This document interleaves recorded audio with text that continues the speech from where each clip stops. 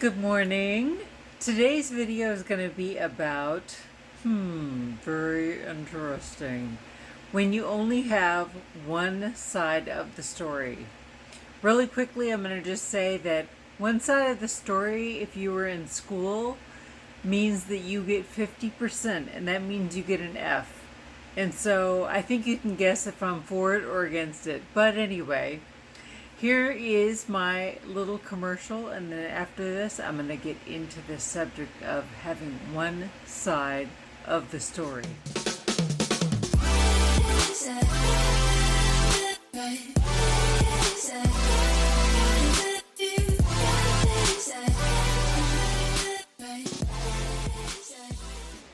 The first thing I'm going to talk about is not just the side of the story that you know, but the other side of the story. You may feel you know a little, or maybe even you think you know a lot of the other side without really hearing it firsthand, or hearing it when the person's really comfortable with telling you all they feel about it, or just the whole other side of the story, period. I just want to say that everything you know, there is no way that you know the real side of the story, the other side of the story. Because there's no way for us to know things that are inside a person's mind, hurts they may have, reasons why they might have done what they did, or maybe they didn't even do it. Or maybe the person made up a story, added a little extra, embellished it. These are all things about why you may not really know what really happened. Even if you trust the other person's opinion completely, you have no idea about the other side of the story unless you have firsthand heard it.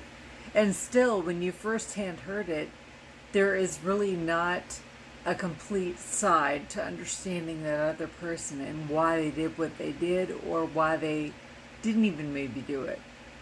So knowing the other side of the story makes it more complete. So maybe you're not going to get an F, but at least if you know a little more about the story, maybe you can get a B.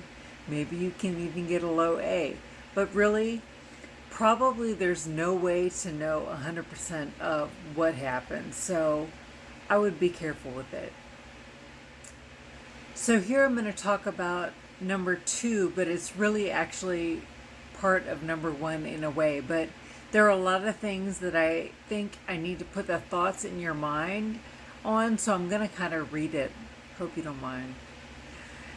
So we can't know the pain, the blocks, the sadness, the anger, the fear, the depression, the trauma, all of the side of the other side of the story that the other person might have been through, might have accounted for why they did what they did. And don't forget, if you've only heard one side of the story, you don't even know that they did it or anything about why they did it.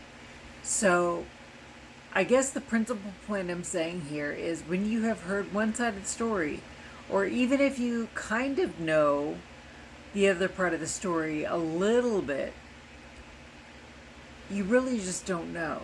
So it's really important, I think, not to judge the other person or people in situations. I know it's much more complex than this, and there's so many factors that go into this, but I think judging, period, is not for us.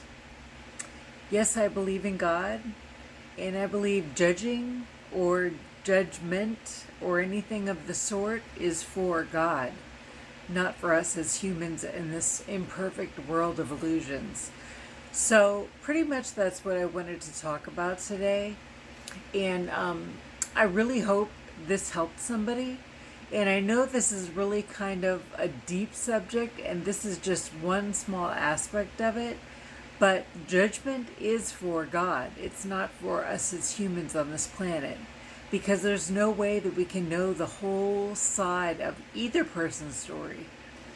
the baggage they're carrying with them, what hurts, pain, fear, as I said before, they carry with them. So I'm going to leave it at that. Hopefully this helped somebody today. Thank you so much for listening.